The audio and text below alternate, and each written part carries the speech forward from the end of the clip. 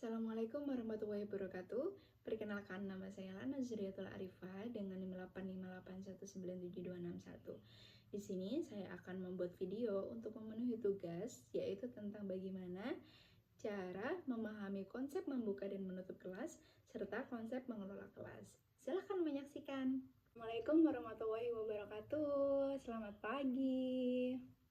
Bagaimana kabarnya pada pagi hari ini? Sehat semua? Sehat ya, harus sehat, harus semangat. Supaya apa?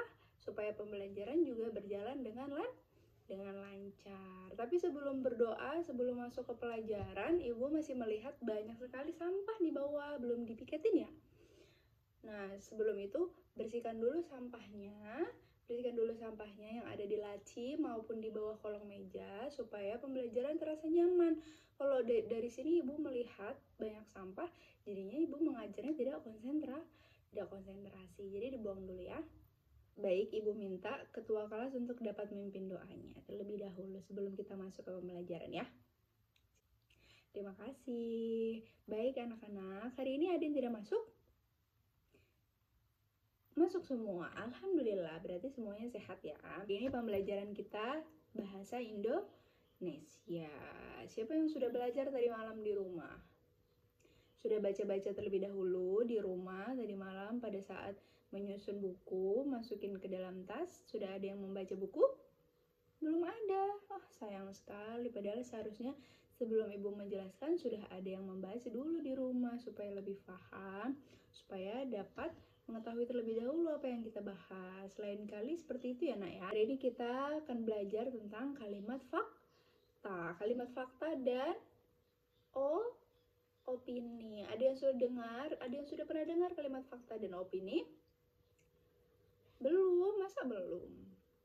Belum, ya udah Ibu jelaskan apa itu kalimat fakta dan opini. Nah, dibuka LKS-nya halaman 38. Kalimat fakta adalah kalimat yang benar-benar terjadi dan dapat dibuktikan kebenarannya.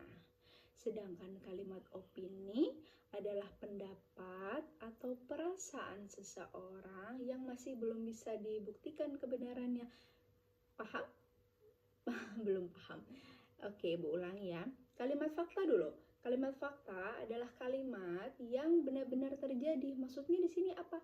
Ya memang seperti itu kejadiannya. Jadi Ibu kasihkan contoh.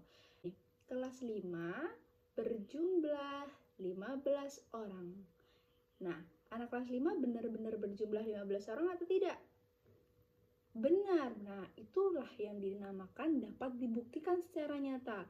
Karena bisa dibuktikan dengan menghitung jumlah kelas 5, 15 orang, benar-benar 15 orang. Jadi dapat dibuktikan secara nyata. Paham? Paham. Sedangkan yang opini apa? Opini itu masih pendapat kita pribadi. Pendapat kita, bagaimana perasaan kita dalam merasakan suatu hal. Dalam merasakan suatu hal, satu orang dengan orang yang lainnya itu berbeda, jadi tidak sama, maka dari itu tidak bisa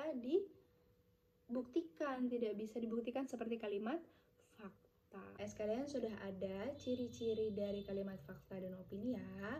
Ibu jelaskan satu persatu. Dari sampai sini dulu ada yang masih belum paham tentang pengertian fakta dan opini? Ada pertanyaan anak-anak?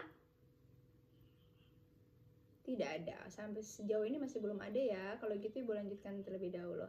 Nah, ciri-ciri dari kalimat fakta dan opini ini apa? Yang pertama yaitu bersifat objektif. Kalimat fakta bersifat objektif. Maksudnya apa?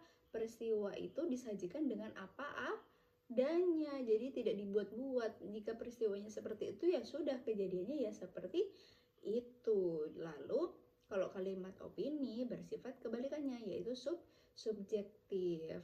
Artinya masih merupakan pendapat pribadi. Kemudian kalimat fakta itu dapat dibenarkan dengan bukti. Kemudian memiliki keterangan tempat, waktu, biasanya tempat dan waktu. Misalnya kejadiannya di mana, lalu misalnya kejadiannya kapan, tanggal berapa, atau di tempat apa, di mana, seperti itu.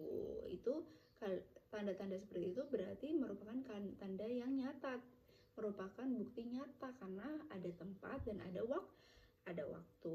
Kalau kalimat opini biasanya disertai dengan kata seperti paling, atau masih ada kata mungkin, sepertinya.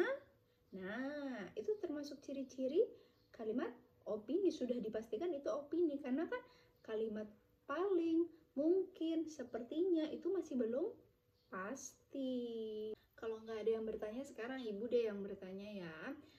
Ibu kasih contoh kalimat seperti ini. Presiden pertama Indonesia adalah Presiden Soeharto. Itu termasuk kalimat fakta atau kalimat opini? Fakta, betul, pintar. Berarti sudah paham ya. Lalu ibu kasih satu pertanyaan lagi. Es krim rasanya enak sekali. Nah, itu kalimat fakta atau kalimat opini? Kalimat opini, betul. Jadi anak-anak sudah paham ya.